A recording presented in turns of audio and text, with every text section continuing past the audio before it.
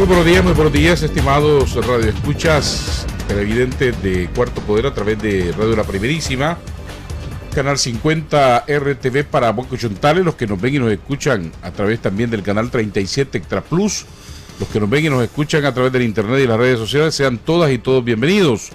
Don Javier Reyes, director de Trinchera de la Noticia. Un placer, como siempre. Don William Grigsby, director de Radio La Primerísima. Buenos días. ¿No hay temas deportivos que introducir antes? Por ahora está calmo el deporte. Como no lo de Cheslor, ¿no? Bueno, pero ayer se fue 4-0. Sí, finalmente. Su racha en 12 partidos. Lo que quedó fue empatado con los Nicas, que han estado en Grandes Ligas, viviendo el mismo tipo de racha. 12, ¿no? Ahí quedó. Ahí quedó. ¿Béisbol nacional? ¿Cómo va? Está empezando la segunda ronda. Falta mucho cocaña. Hombre, hay un tema interesante. ¿Grandes Ligas? ¿Juegos Olímpicos? Bueno, ya viene. En menos de 2-3 semanas estamos olvidando que 5 de agosto comienza, ¿no? Sí. Estamos olvidando que las aguas de la bahía de Río están contaminadas, pero que las playas de Río están contaminadas. Vamos a estar olvidando ¿cuál era el tema? La corrupción. Aunque Panamá estaba estremecida ayer. Voy a hacer una pequeña salsa de cosas, ¿no? Porque el presidente de Odebrecht, la empresa constructora más grande de Brasil y por mucho de América Latina, los que hablan español, portugués y otros e inglés, amenazó con revelar los nombres y los funcionarios de 11 países de América Latina que le agarraron dinero para favorecer construcciones. A la cabeza, Ricardo Martinelli, el expresidente de Panamá. Odebrecht todavía no ha tocado piso en Nicaragua, pero sí sus subsidiarias. En alianza con otras empresas constructoras de Brasil ha tocado piso con Tumarín, ¿verdad? Así es que no sé si esa ola va a terminar salpicando aquí, pero dice, porque está preso el muchacho, ¿verdad? El presidente de Odebrecht está preso por el escándalo brasileño, dice que son 11 los presidentes con los que él los gobiernos, dijo. Gobiernos, sí. 11 presidentes y gobiernos, dice, que les enceró la mano. Hombre, hay un temita. Voy a salir también en este pequeño. Estamos en los previos. El sábado o viernes circuló una foto de Ricardo Mayorga, aparentemente en estado de ebriedad, doblado en una acera. Y comenzaron en Facebook y las redes sociales a caerle duro. Mi pregunta es si Ricardo, si hay que dejar en paz, porque al final él pide después que lo dejen. Se aclaró después, alguien aclaró. Él aclaró. Él aclaró que esa foto era de hace 4 años. Y que fue en una gasolinera Puma después de un incidente, no sé si le que se le había dañado el carro y que entonces estaba esperando que alguien lo llegara a traer, dice él. Llegara a traer y que entonces se sentó en una acera y dobló la cabeza sobre un poste de color amarillo metálico para descansar. Y que él no sabe cómo fue a parar esa foto en las redes sociales. Entonces él dice que lo dejen en paz, ¿verdad? Que ya han tenido suficiente, que siempre hay alguien que aprovecha una situación. Entonces la pregunta es si Ricardo Mayorga realmente necesita él enderezar su vida o necesitamos nosotros ser más respetuosos con la vida de los famosos, o esa es parte del costo de ser famoso. Pues que tu vida privada se transforma en cualquier momento y en especial cuando alguien tiene una vida polémica. Si estaba en público ya no es privada, porque él estaba en la calle. Pero él se queja de que es una mentira, porque no estaba bolo ni doblado en una gasolinera Puma, ¿verdad? Porque se echó tragos de más y no había donde. Rosendo Hernández lo dio como que si fuera el ex campeón de boxeo. ¿Rosendo Mayorga? No, Rosendo Hernández. Rosendo Álvarez, perdón. El Búfalo. Decía Rosendo que lo daba por cierto, que era verdad, entonces pedía respeto, que todos podemos caer en eso, etcétera, etcétera. Porque Rosendo también tiene un pasado difícil, para ponerlo de una manera. Entonces, yo creo que eso es cierto, pues, o sea, suponete que haya sido cierto que él estaba tirado en la calle, pues, más bien lo que te motiva es compasión. ¿Cómo es posible un hombre que manejó tanto dinero llegue a esos extremos, no? Si eso fuera cierto, ahora, si es una calumnia, también es deplorable, porque se está utilizando ese tipo de cosas para denigrar a una persona, pues, cualquiera que sea, no importa que sea mayor o no, con lo mal que nos pueda caer. Digo, para mí, desde la vez que lo acusaron de violación, con todo lo que ocurrió hace como 10 años, para mí Ricardo Mayorga es una persona difícil de aceptar, pues. De tragar. Pero al menos, quitando eso, pues, o sea, olvídate de eso, pues, un ser humano uno lo puede denigrar por puro aire, pues. Si esto es cierto, que es una calumnia, pues. Ahora, y si no es cierto, si efectivamente estaba doblado, digo, es triste, pues, cómo puede llegarse a ese extremo, pues. Lo que pasa es que acá acaba de terminar, o todavía está pendiente el juicio con el tema del celular, ¿verdad? No, ya lo condenaron al muchacho. Por eso, pues, pero me refiero que todavía está en la mesa, pues. Me refiero que todavía el eco del juicio está en la mesa, no ha terminado de ser asimilado y todavía la gente sigue discutiendo si el video que se presentó es la verdad o no. Un famoso está expuesto al uso de su imagen y a que la gente comente o diga sobre cosas. Lo que pasa es que ya van 2 situaciones en las cuales él se queja de haber sido difamado, o sea, de que se diga una mentira en base a una impresión, un video que según el juez fue manipulado y que muestra la presunta evidencia de un Ricardo Mayorga robándose un celular, ¿no? Y ahora una fotografía de él doblado en un lugar público, una gasolinera, y la gente dice, estaba bolo. La foto que yo vi y el comentario que vi en Facebook ayer por la mañana era evidentemente con un tinte político, porque decía, este es el futuro alcalde de Managua, miren dónde está. Y que sea un buen tema y le va a salir en campaña si es que el presidente Ortega lo nombra, ¿no? Esa foto lo va a acompañar, sí, en campaña electoral. Otro tema de sus... Ya, yo terminé lo 5 de la mañana, 19 minutos. Hablemos... Espérame, solo quería leer lo que él dice, pues. Lo que dijo Mayorga en su Facebook. No, ya lo quitó. Ya lo quitó. Él mismo ya lo quitó. Pero por aquí andaba, ¿no? Bueno, hay acontecimientos graves en los Estados Unidos y en Alemania en las últimas horas. Nuevos ataques armados en el caso de Estados Unidos. En Fort Myers, en Florida, una balacera en la madrugada de hoy en el Club Blue.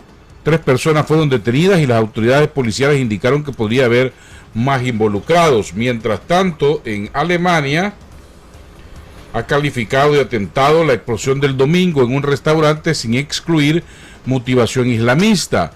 Joaquín Hermann, ministro de Interior de Baviera, dijo que el autor de la explosión fue un sirio de 27 años, solicitante de asilo que tenía antecedentes por intento de suicidio. Pero además, no solo solicitante, le habían rechazado el asilo. Y otros hechos que ocurrieron en Alemania también esta semana, que los han calificado como de atentados terroristas, aunque no sé si ya los reivindicó. No, ya está claro lo de Alemania, ya está claro que fue lo que pasó. Un cipote víctima de bullying, con inestabilidad emocional y mental desde hace muchos años, planificó, parece, durante un año vengarse, publicó, se inventó, hackeó una cuenta de Facebook, citó a las personas, chavalos, cipotes, porque la mayor parte de los muertos son cipotes, incluso hay 3 turcos dentro de los asesinados.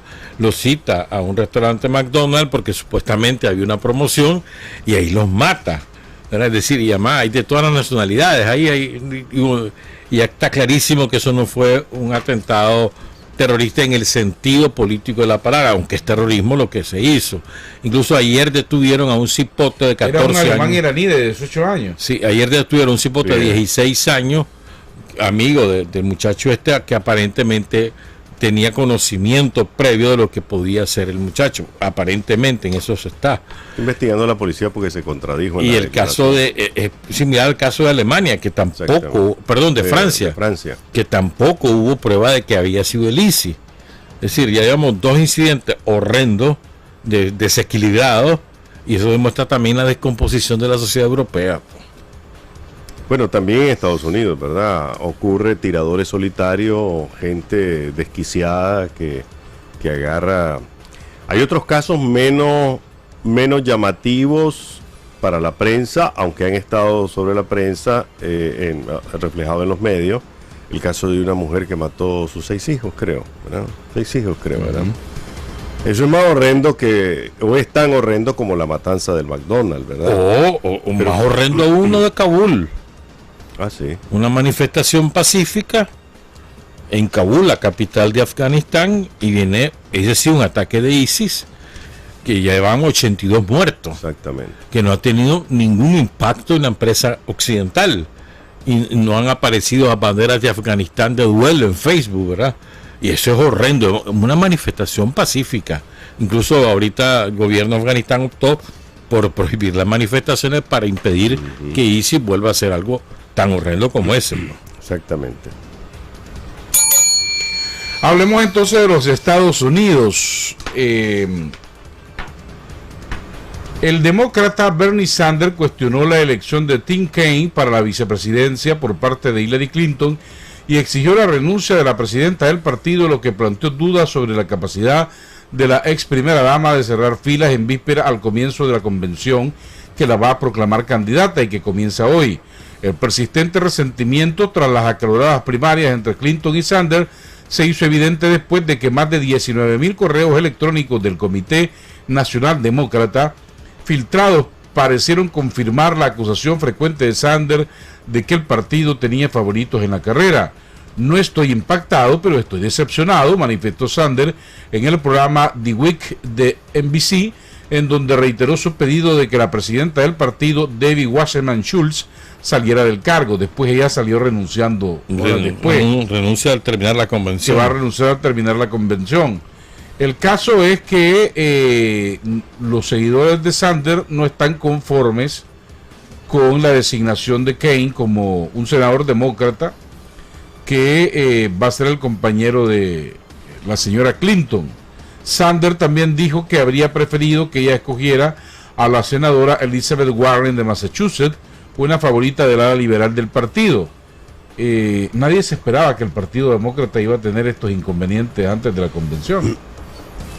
Bueno, en realidad nuestros padres de la democracia últimamente nos han estado dando los peores se ejemplos. murió hace como 5, más de 2000 años. Realmente los padres de la democracia hace rato nos están dando malos ejemplos, ¿verdad? En el Partido Republicano hubo una conspiración declarada del partido, pues de la dirección del partido para impedir que Trump llegara, pero fue una tromba y se les impuso, ¿verdad? Lo que pasa es que ahí lo exaltable de todo esto es que el proceso interno fue respetado con todo y que le hicieron la guerra a Trump para que no llegara. Trump al final consigue los delegados y los delegados votan por él. No pudieron revertirlo. Sí, pero al final lo que ocurre realmente es el trato, el arreglo al que llega Trump con los grandes poderes. Exactamente. Pero que es mucho antes de la convención, pues. Y se arregló con ellos. Y ahora los que menos tenían problemas en cuanto a su salud democrática interna, los demócratas nos dicen que tampoco era así. El establishment o la dirección del Partido Demócrata hizo todo lo que pudo para que Hillary Clinton ganara, ¿no? Y va a ganar de una manera contundente porque tiene mucho más delegados y superdelegados que Bernie Sanders. Bernie Sanders tiene derecho a quejarse. Ayer hubo una manifestación de los partidarios de Sanders. Pero para que Sanders también está achacando ahora la dirección del partido haber sido derrotado. El mal ejemplo de las izquierdas de América Latina, que siempre es una conspiración, Javier, siempre es el imperio, es un poder el que le pero es que lo que llegar. hubo fue una filtración de correos.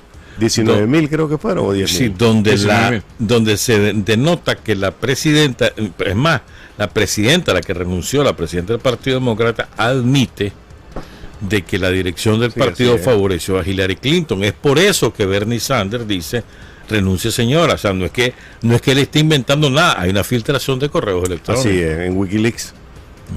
¿Y quién sabe qué más trae eso? Sí, seguramente, pues, pero de nuevo un dirigente claramente de izquierda dice que fue una conspiración la que se lo tronó. Pero lo dijo a raíz de esos correos. Claro. O sea, antes de eso él admitió su derrota y no fue a decirle a la Clinton: te voy a apoyar. No, y la va a admitir. O sea, claramente en la convención va a quedar demostrado que Clinton pues tiene la mayor parte de los delegados y superdelegados. Lo que sí él está inconforme es que las reglas del juego tuvieron mal, pues. Hay un par de series norteamericanas de televisión que abordan estos temas electorales actuales. Entonces una de ellas se llama Escándalo, que la transmite el Sony, y la otra es la esposa, la buena esposa, la Good Wife, ¿no? Sí, es una serie también. ¿Verdad? Que es otra serie que ya esta fue su última temporada, pero interesante.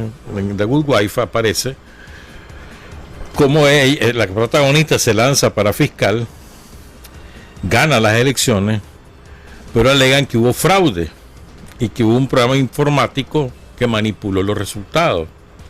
Resulta que efectivamente hubo, pero no de ella, sino del Partido Demócrata, para favorecer la elección del senador, que era paralela a la elección de la fiscal. Se parece a lo que está ocurriendo. Y entonces lo que el Partido Demócrata le impone a la fiscal, que había legítimamente ganado, que se retire para que no investiguen lo que pasó realmente, que fue el fraude, para conservar la mayoría del Senado en Estados Unidos. Entonces me parece muy interesante, porque el Partido Demócrata que se las pica también de muy limpio, ¿verdad? Y ahí demuestran cómo son todas las tretas de ese poder, pues. Bueno, hay unas encuestas de última hora, vos tenías el dato específico. Sí, la CNN publicó una encuesta del 48% para Trump, 45% para Hillary, que es un poco el eco de la convención republicana, que lo mitigó bastante la Hillary con la selección de su candidato a vicepresidente, y opacó un poco los resultados de la convención republicana, porque lo hizo 2 o 3 días después de haber concluido. Hay un trabajo bastante complejo que se publicó 18-19 de julio, lunes, martes de la semana pasada, del New York Times, donde cruzó aproximadamente 5 o 6 encuestadoras serias, sus resultados y sus proyecciones, y sacó un pronóstico. 76% de probabilidades de que Hillary Clinton sea la presidenta de los Estados Unidos. Y da las razones por qué, pero además se mete estado por estado, y resulta que Hillary Clinton ya tiene prácticamente arriba del 50% de probabilidades de triunfo en 24 estados. Y que en un grupo de estados que son todavía terreno movedizo, ella tiene más posibilidades que Trump. Entonces, en base a esas posibilidades, le dan un altísimo porcentaje de probabilidades de que triunfe. A Trump solo le dan 24% de probabilidad de que gane. Bueno, hace un año nadie daba $1 por Donald Trump. Sí, yo me acuerdo que hace un año aquí hablábamos de eso y decía que no va a pasar, que Trump es un payaso. Yo decía eso. Bueno, payaso sí es. Y mirá lo que ha ocurrido. O sea, ahorita ya mejor ni pronosticar nada en Estados Unidos. No, pero guardate el dólar, porque lo vas a perder si apostas a Trump, ¿verdad? Bueno, todo va a depender más de la sociedad norteamericana y de muchas cosas que están ocurriendo en este momento. Por ejemplo, ese nuevo tiroteo en la Florida, lo agarra la gente de la campaña de Trump y lo exalta. ¿Se fijan? Aquí hay mucha inseguridad. Yo soy el hombre de la seguridad. Yo de la ley y el orden, dice. La ley y el orden. Agarrando el tema de aquella serie de televisión también. Es de la ley y el orden. Que duró más de 20 años. Últimamente anda plagiando todo. Y se supone y se supone que es la mejor serie de su corte en la historia de Estados Unidos. Por eso es. Tonto no es.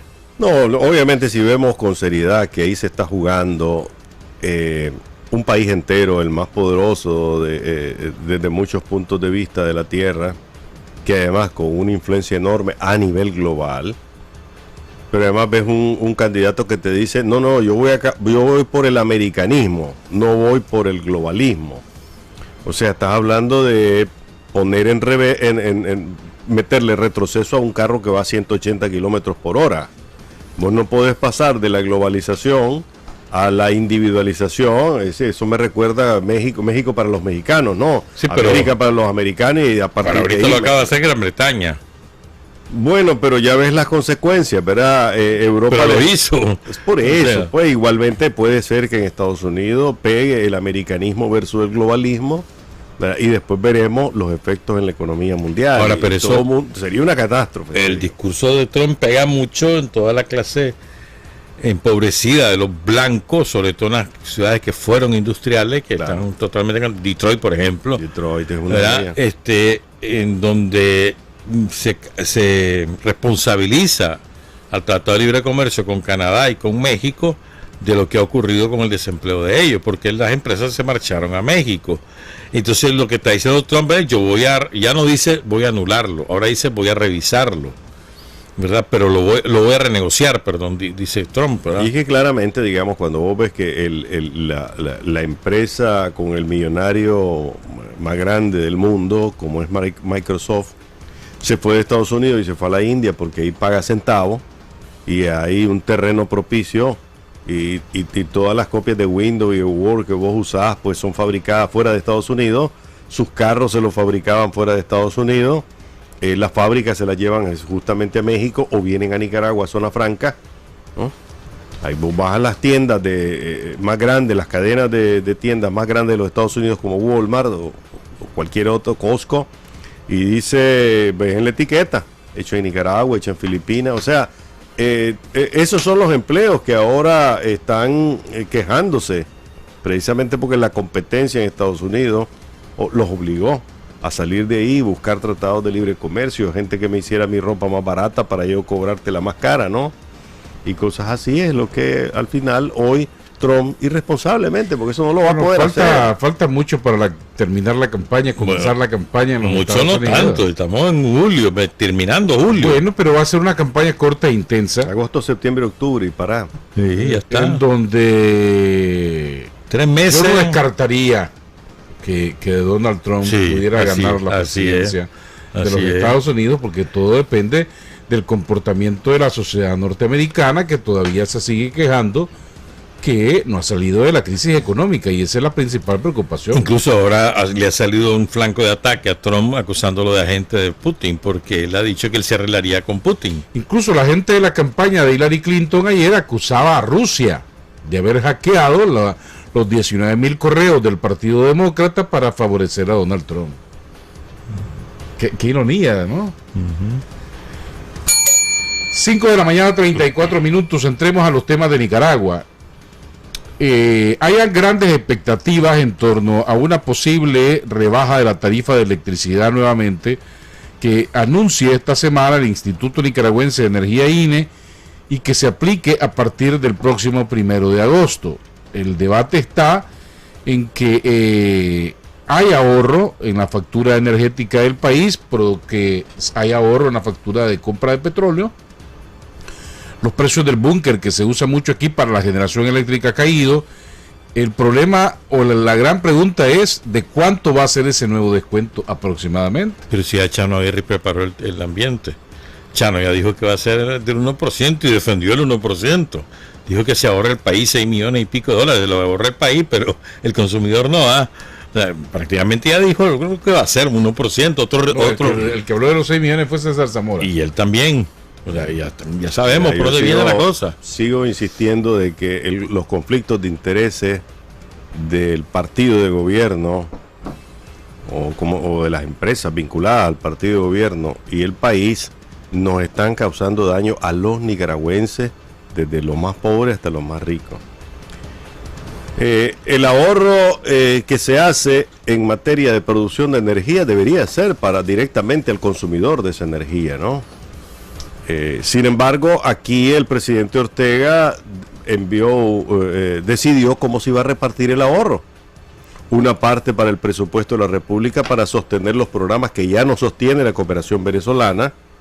Todavía nos siguen diciendo que Venezuela es el gran sostén de esos programas sociales, y ya no lo es, sino que no somos nosotros mismos a través de impuestos del presupuesto de la República los que estamos ayudándonos hacia los demás.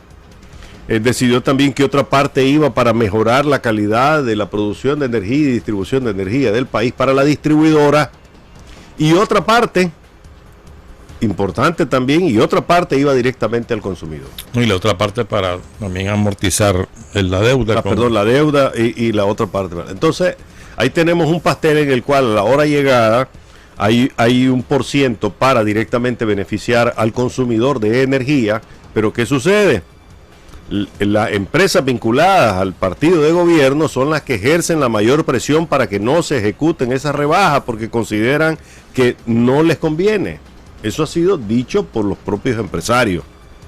Aquí el principal adversario, el principal oponente para una aplicación más efectiva de esa reducción de la factura petrolera ha sido el representante de Albaniza, que es Chico López, Francisco López, un alto funcionario, tiene un alto cargo en el Frente Sandinista, y el otro ha sido el propio presidente de ENEL, Mansell, Sí, Salvador Mansell, ¿verdad? Ministro de Energía. Que ese solo vuelve a ver hacia el Carmen para ver qué señal le dan, ¿verdad? Entonces aquí es una combinación entre gobierno e intereses propios de las empresas vinculadas al sector energético, las que están opuestas. Porque aquí, resulta, digamos, contradictorio que sea el sector privado el que está pidiendo rebajar. Y vive diciendo, aquí hay ahorro, rebajen. ¿Por qué razón? Porque el sector privado ya no gana nada reteniendo ese fondo de ahorro. El que está ganando es el gobierno. El que está ganando son algunas empresas. Sí, pero también hay que recordar que los contratos con las empresas eólicas en general se hicieron a futuro, a largo plazo además, con un precio muy por encima de lo que hoy cuesta generar la energía por la vía del búnker. Y se hizo como una manera de estimular la producción de energía limpia y de garantizarse una alternativa al petróleo. Ahora resulta que en los últimos 2 años sabemos lo que ha ocurrido con el petróleo, y parece que eso va a seguir ocurriendo porque acaban de descubrir otra gran reserva en Texas, y ya Estados Unidos tiene mayor cantidad de petróleo en reserva que Arabia Saudita, y Ecuador también acaba de anunciar una enorme reserva de petróleo que está dispuesto a extraerla. O sea, de manera que se decía que el petróleo se estaba acabando, y acaban de aparecer 2 yacimientos formidables junto con el de Brasil y el de Venezuela, que ya hace rato se descubrieron. Es decir, está hablando que probablemente la tendencia de que se mantenga este precio alrededor de los $50 por barril va a permanecer un tiempo bastante prolongado, bastante largo, sí. Entonces te ves en la disyuntiva. Bueno, seguimos con la energía limpia o no seguimos, pues de qué manera vamos a seguir, cómo vamos a propiciar de tener las dos fuentes. O sea, te haces amigo del medio ambiente a costilla del bolsillo del consumidor, o compaginar las dos cosas. Pues seguís con la producción de búnker, con la producción de energía limpia, pero tratando de ser más amigable con el bolsillo del consumidor. Mira, cuando en Estados Unidos la gasolina llegó hasta $5, todo el mundo estaba jalándose los pelos de la cabeza, ¿verdad? Hoy que la tenés a 2.60 en California, 2.70, 2.80, están felices, porque es la mitad de lo que pagaban hace 2 años, ¿no? Ellos lo miran en esos términos, ajustan la economía y actualmente está funcionando para ellos un precio que no está destruyendo el nuevo sistema de fracking o de extracción de petróleo de la tierra por otros métodos, de petróleo por otros métodos, porque en cuanto se acerca a $50 empiezan a bombear, a sacarle petróleo de la tierra. En cuanto baja de 45, entonces paran las máquinas. Mientras tanto, tus tanques ya están llenos. Entonces así pasaron a quitarle el control a Arabia Saudita y a Kuwait y a otros estados de lo que antes nos hacían. Ellos manejaban los precios del petróleo, ya no pueden. Ok, el caso es que 1% probable de rebaja en la tarifa de la energía eléctrica se sumaría a los otros 15 que se han aprobado en el último año para tener una rebaja del 16%. ¿Eso es suficiente? ¿No es suficiente? Pues veámoslo en otros términos, ¿no? Si cuando el precio del barril estaba a $100, mi factura de energía eran 1.000 córdobas, por decirte algo, ¿no?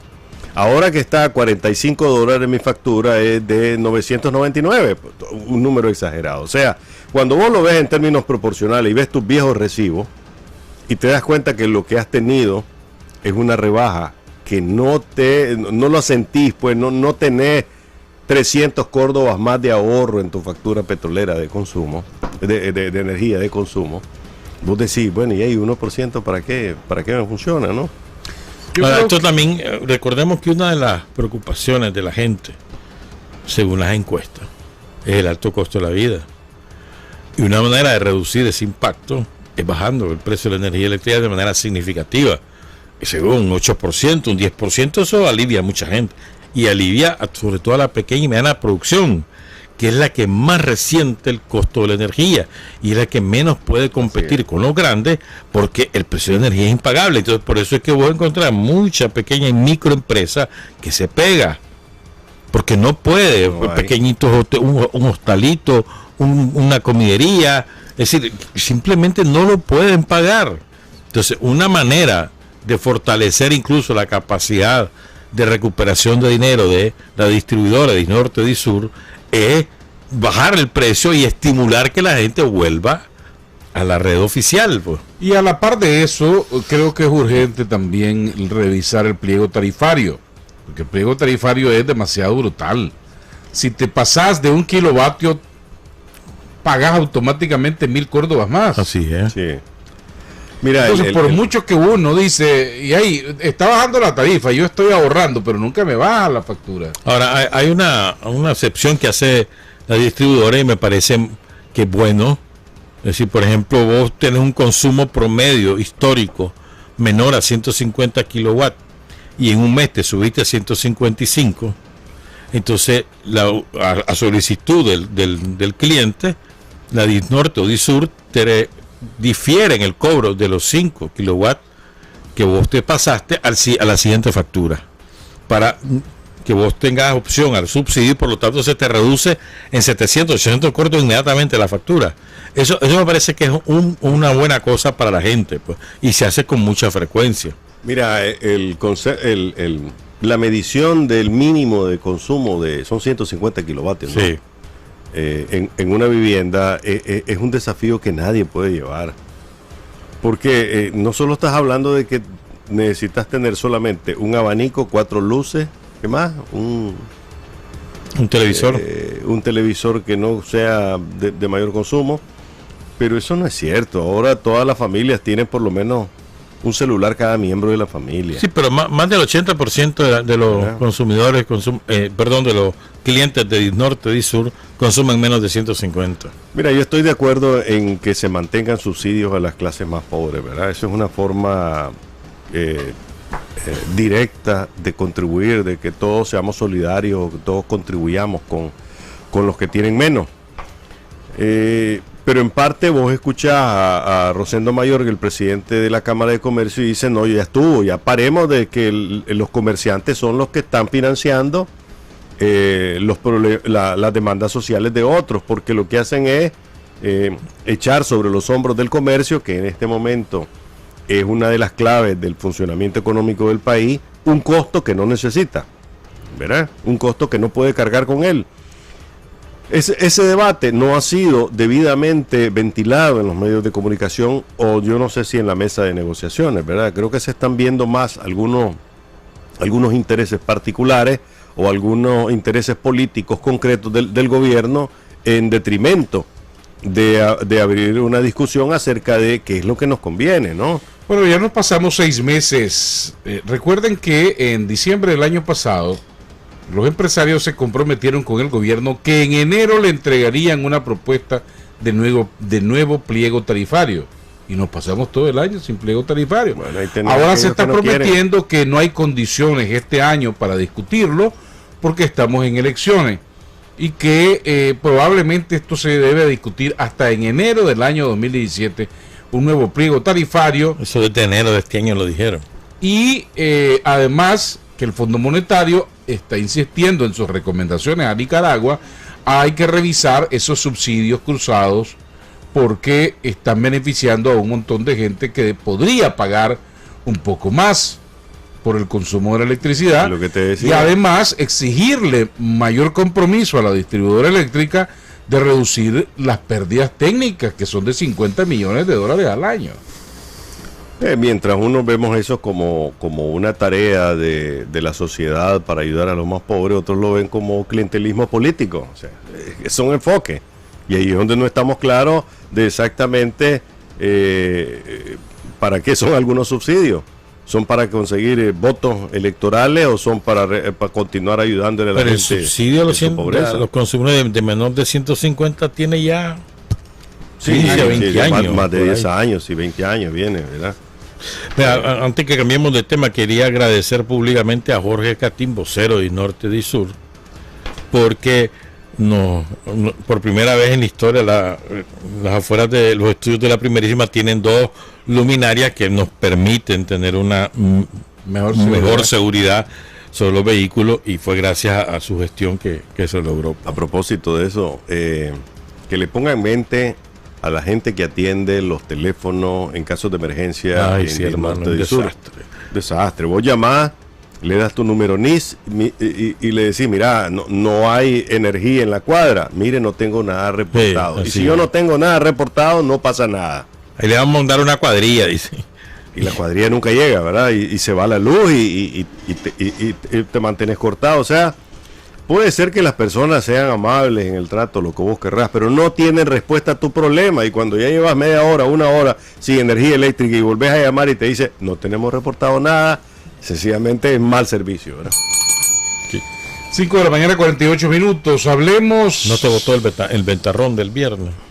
Estaba trabajando a esa hora todavía cuando me sorprendió y decía, ¿y qué es lo que pasa? ¿Quién anda ahí arriba de la casa? Pero oí que casi se arranca el techo y después vi que asustó a mucha gente. En muchas partes árboles fueron arrancados desde la raíz. Cayeron muchos postes. Yo estaba llegando en ese momento a Hermoso y Vigil porque andábamos viendo un cambio de una impresora. Entonces andábamos viendo equipos, pues.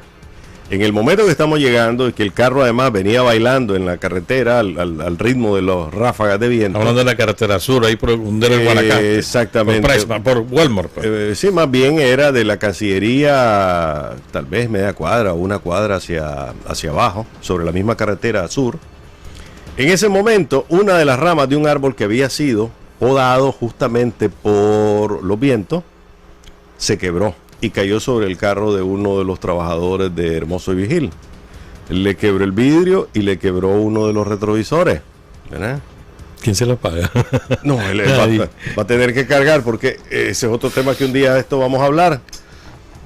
El dolor de ir a reclamar a las aseguradoras cuando te pasa algo. Encuentran siempre un pelo para no darte la razón y no beneficiarte. Pero bueno, ese es otro tema, ¿no? Pero fue realmente una cosa impactante, ¿no? Porque volví a ver y eran todos los árboles que estaban a punto de romperse, todos los vehículos en las calles. Algunos decían que si era temblor, se preguntaban. Pero además venía recorriendo Managua, porque un amigo me avisó 2 o 3 minutos antes de que viniera aquí el tornado, aquí a los estudios. Mira, algo pasa, dice que aquí hay como un tornado, dice, y va para el lado de abajo, y efectivamente, al ratito estaban los ventarrones. Lo felicito, la mejor cobertura fue porque inmediatamente me sintonicé con la radio y ahí me di cuenta que era un problema que iba más allá de la esquina de Hermoso y Vigil, que era un problema nacional. En 10 minutos antes de las 6 de la mañana, son las 6:50, lo que ha sucedido en el inmobiliario de la sede de la Embajada de Nicaragua en Panamá. Hoy es día de Santiago, Adolfo. Sí, a Santiago Apóstol. Sí. Felicidades a todos los jinotepinos que están celebrando hoy a Santiago. En Nindirí también. En Buaco. Hoy celebran a Santiago. Mañana es día de Santana. Felicidades desde ya a Nandaime, Chinandega, Nindirí. Chinandega está de fiesta. Todos los que celebran a Santana. No, pero además felicidades a todas las Anas. Las Anitas y a los Santiago. ¿Qué es lo que ha pasado con la Embajada de Panamá? Fuerte la posición del gobierno de Nicaragua el viernes pasado. El gobierno de Panamá respondió el sábado, pero no dice nada, no aclara nada sobre la propiedad en litigio. Solo dice que al embajador se le ha respetado su inmunidad diplomática. Hasta ahí nomás. Sí, pero también el comunicado de la Cancillería de Nicaragua no alude al incidente directamente. No habla del incidente que hubo entre el embajador y la abogada. Lo que dice es que hubo una agresión al fuero diplomático, ¿no? Y también hace alusión al conflicto de la propiedad. Es decir, dice que el Estado de Nicaragua ha reclamado esa propiedad porque fue mala vida por María Fernanda Flores de Alemán, el nombre de quien estaba esa vivienda. y que por lo tanto esa propiedad le pertenece al Estado de Nicaragua. Ese es un conflicto que no ha sido dilucidado, pues. Efectivamente, la Cancillería, que reacciona tarde, porque reacciona cuando ya la opinión pública en Panamá y la opinión pública en Nicaragua estaba ya inclinada a condenar el acto del embajador Ferrey. Además, un viernes por la tarde saca un comunicado que debió haber salido el 20 de julio, ¿verdad? Deja claro pues que la propiedad le perteneció a María Fernanda Alemán, que estas fueron abogadas en el juicio que ganó Alemán, y que desde entonces, hace 2 años aproximadamente, o tal vez un poco más, vienen haciéndose gestiones para la devolución de esta vivienda, ¿verdad? El tema de acerca de... ¿Pero esa vivienda es o no es de María Fernanda? No lo sabemos todavía, porque lo que la familia Alemán alega es que la dejó en pago a los abogados, o es decir, o perteneció a una sociedad anónima. Exactamente, perteneció a una sociedad anónima que el anonimato lo devela a la Cancillería el viernes, ¿verdad? Entonces, lo que sabemos hasta ahora es que perteneció, no está claro, porque lo que dice la familia Alemán es que la dejó en pago a un grupo de abogados o a una persona, o la vendió, ¿verdad?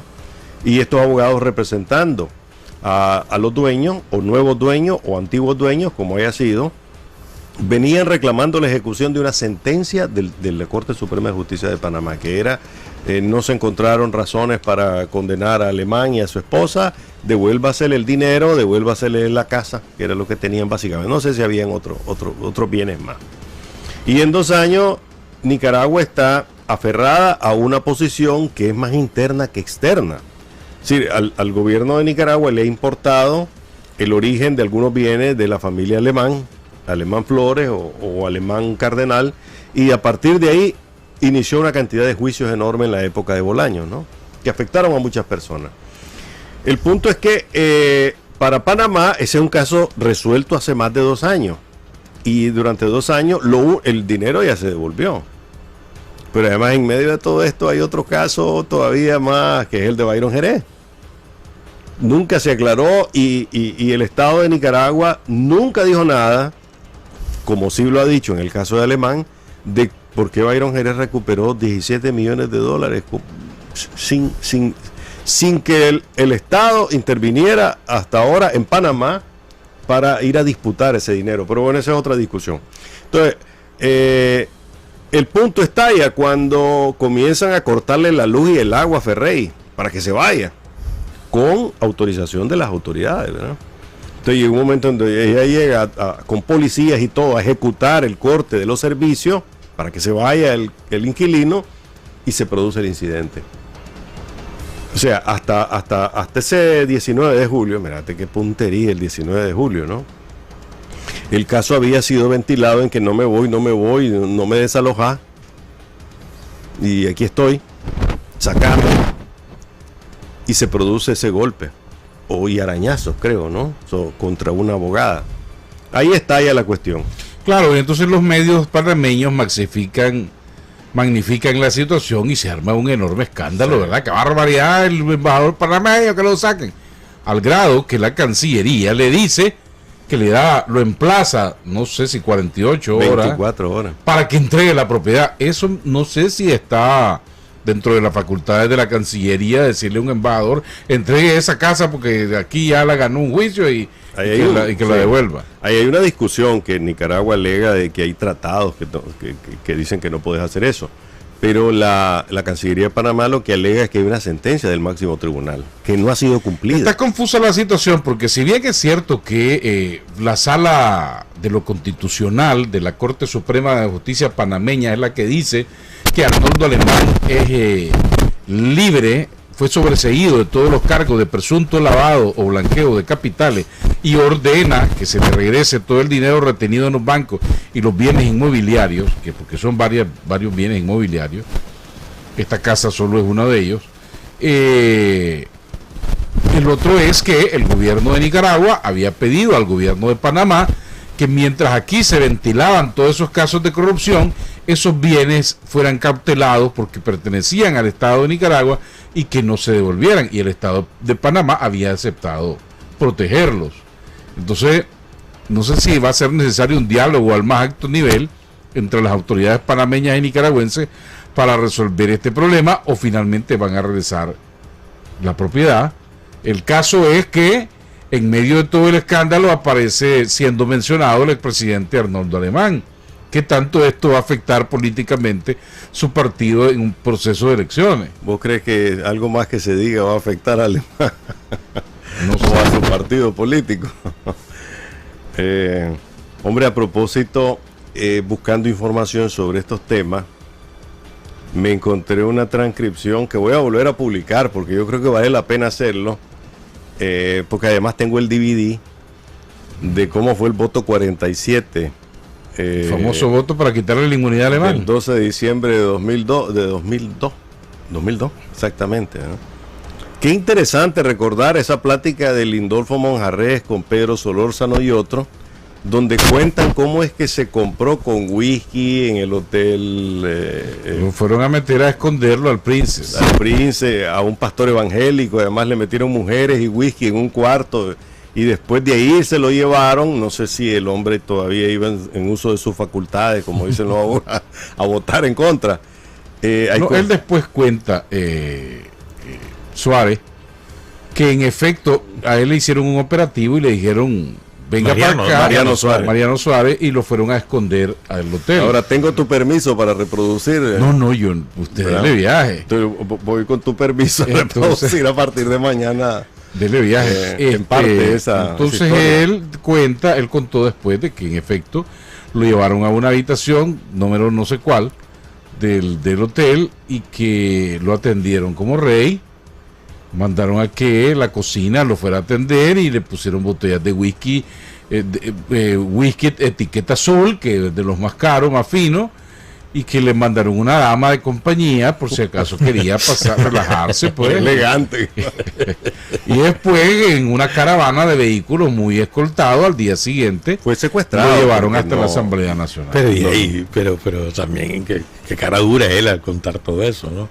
No, y confirmarlo, sí, porque todas estas cosas salen de pláticas que alguien grabó, fue era Pedro Solórzano, el que grabó un montón de pláticas y que después se filtraron, ¿no?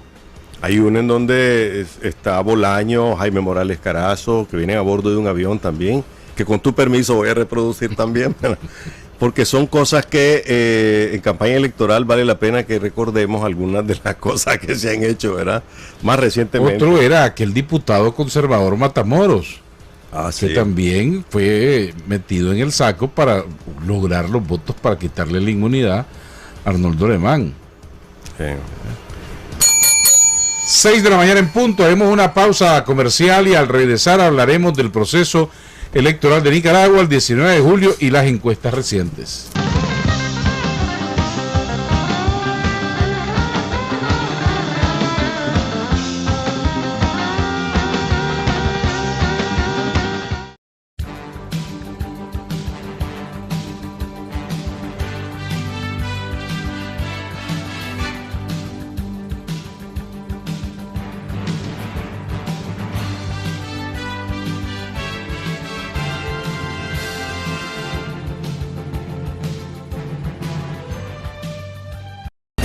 Gracias por continuar en sintonía de Cuarto Poder a través de Radio La Primerísima, Canal 50 RTV para Huacuchontales, Canal 37 Extra Plus, los que nos ven y nos escuchan a través del internet y las redes sociales. Y quiero agradecerle a don Manuel Espinosa. Canal 90, ¿no?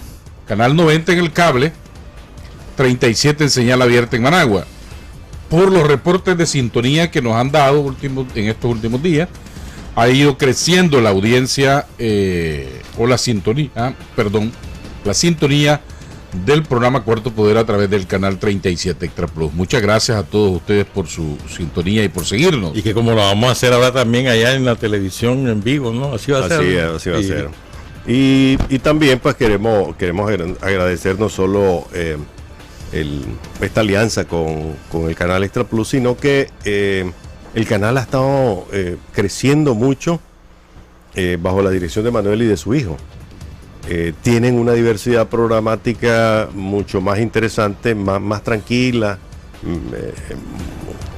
Es decir, se está abriendo espacio no solo en temas de la vida cotidiana o de la vida de la sociedad, sino que también en temas en temas más globales.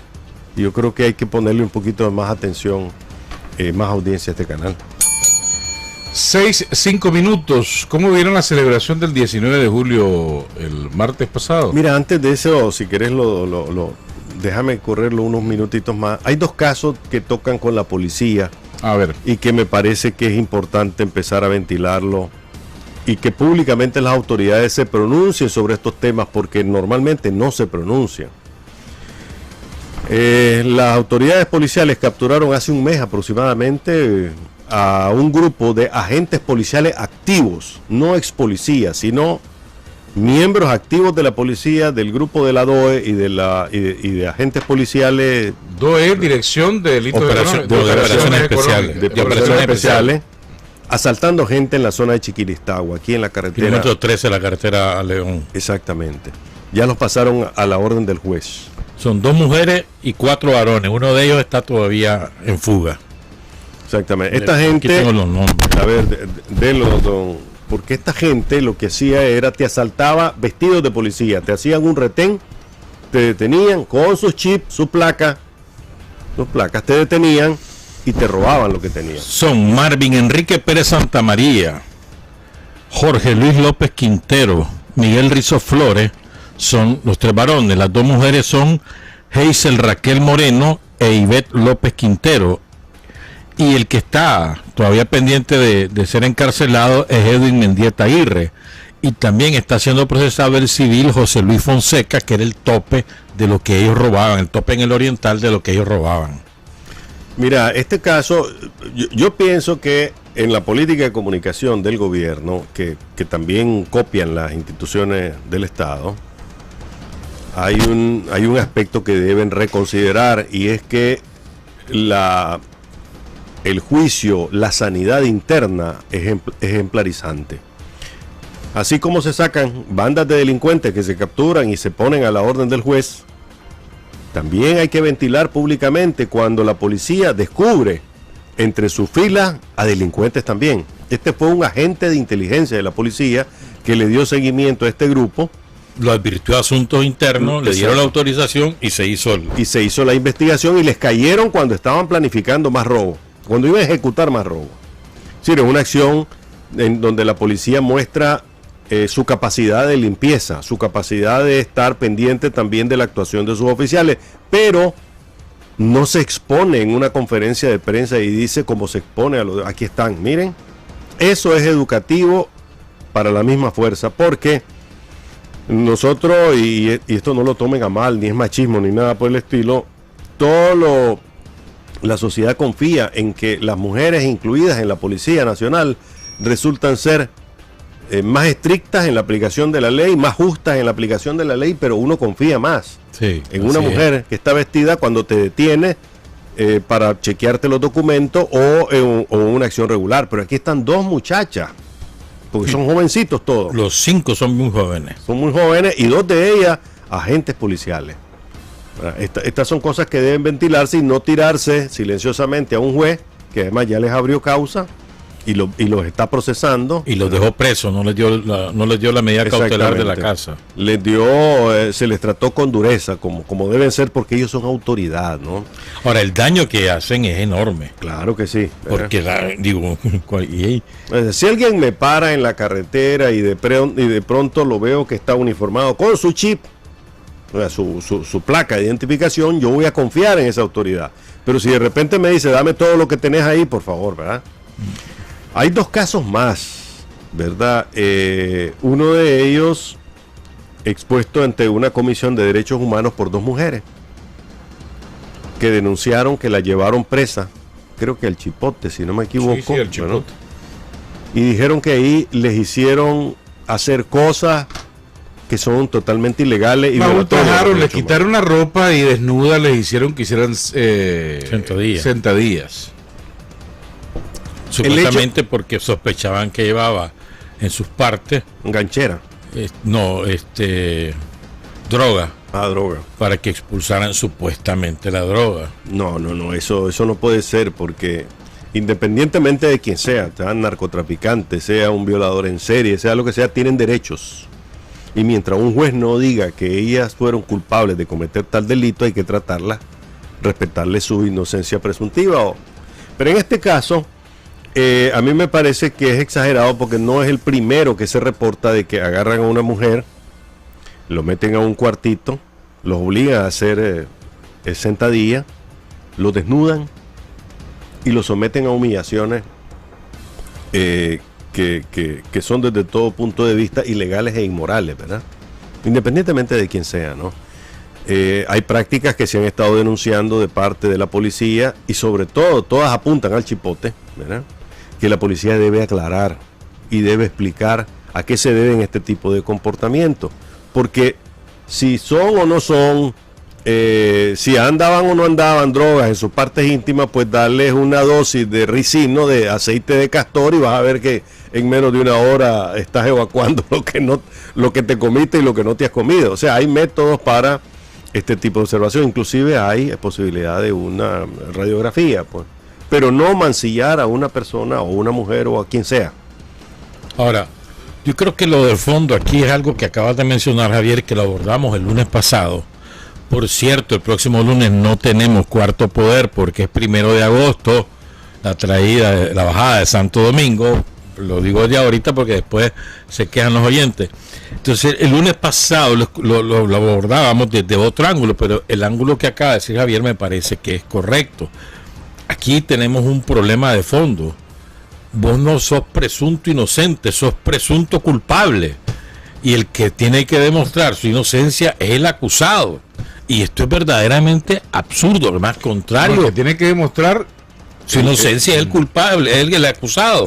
Y eso no puede ser así. La Constitución dice lo contrario. Es el acusador el que debe. Claro, la fiscalía me tiene que probar a mí que yo soy culpable. La policía me tiene que probar a mí de que yo tengo responsabilidad en un delito y me tiene que pasar a la fiscalía. Pero no tengo por qué ser yo el que tengo que demostrarle que yo soy el inocente. Y esto es lo que ha estado ocurriendo últimamente. Te echan preso porque te presumen culpable y vos sos el que tenés que demostrarle que sos inocente. Es al revés, pues, o sea, y no puede ser así.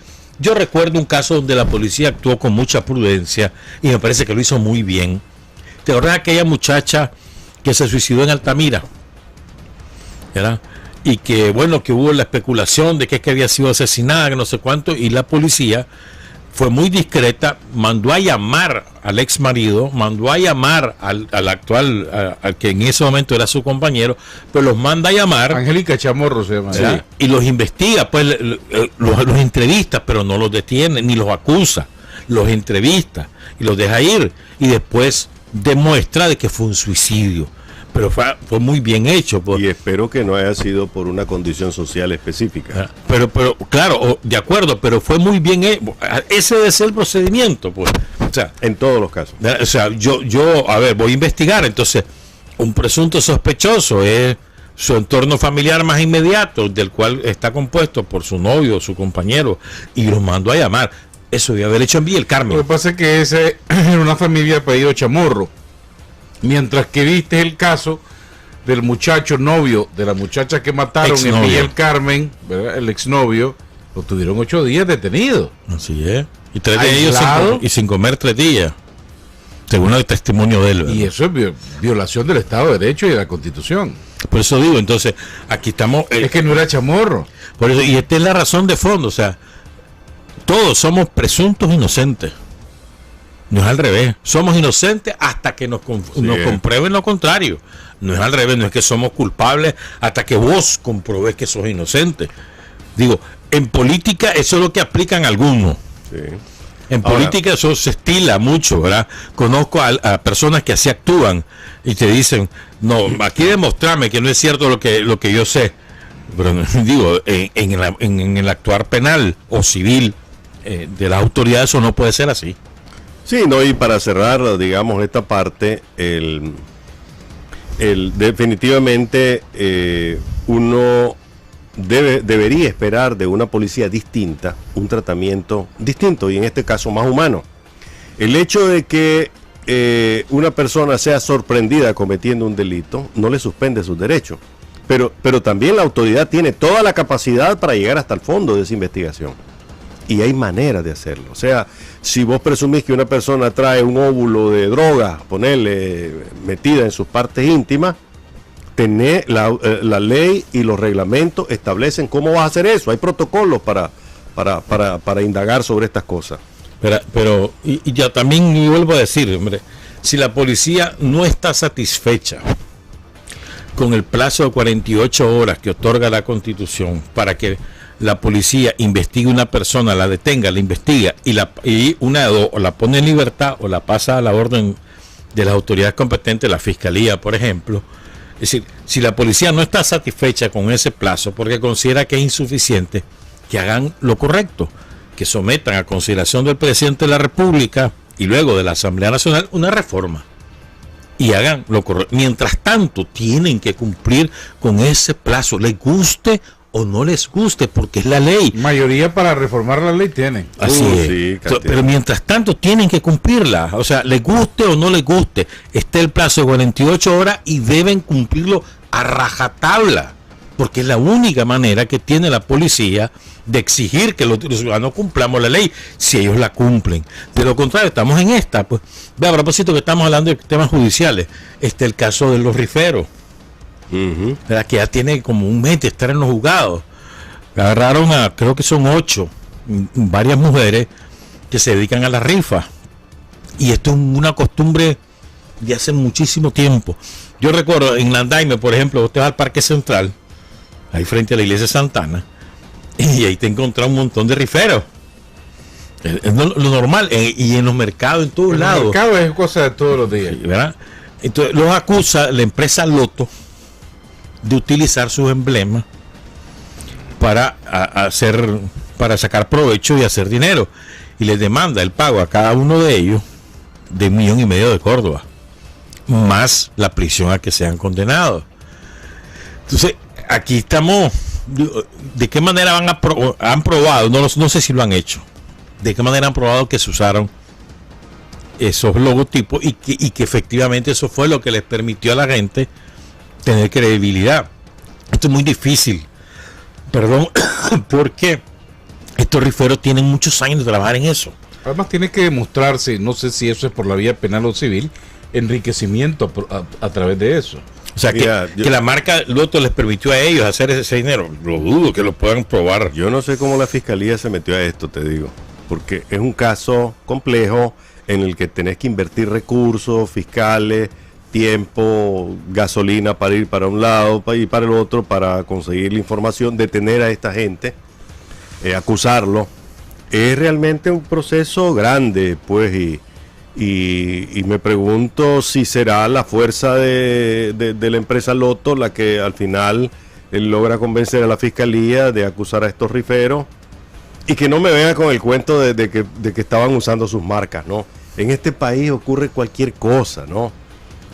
Aquí hubo un partido político que usó el check de Nike como campaña electoral y nunca pasó nada. ¿Cuándo fue eso?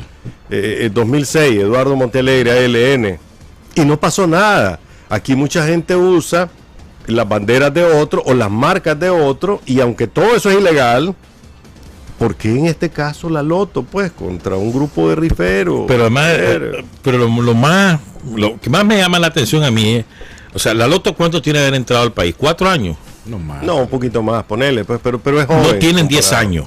No, tienen como 4 o 5 años, que yo recuerde. Papo, ponerle que 6. Ponele. Los riferos, ¿cuántos tienen? O sea, ¿de qué manera pueden demostrarme a mí? Además, ¿qué credibilidad tiene la Loto en el público? La Lotería Nacional, sí. Uso de marca. Ni siquiera es una estafa, pues, que vos andabas vendiendo boletos con la marca Loto. No, son rifas. Jugando contra el número que salió de la rifa de ese día. ¿Está claro? Pero además, pero Javier, o sea, ¿de qué manera puede mostrar la Loto que gracias a usar ese símbolo es que ellos ganaban dinero? O sea, es absurdo, porque no es de ayer que lo hacen. Tienen añascales de hacerlos todos ellos. Entonces, además, ¿qué prestigio tiene la Loto en Nicaragua?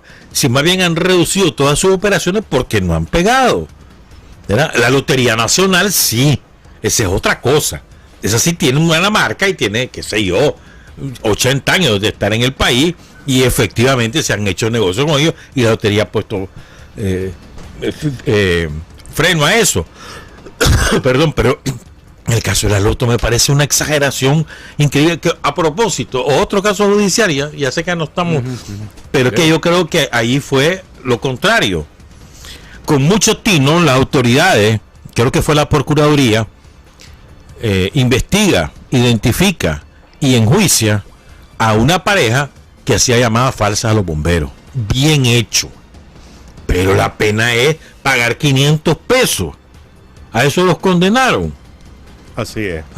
Es absurdo. Más o menos de lo que gastaron en hacer tantas llamadas telefónicas. No, ¿cuánto costó el juicio?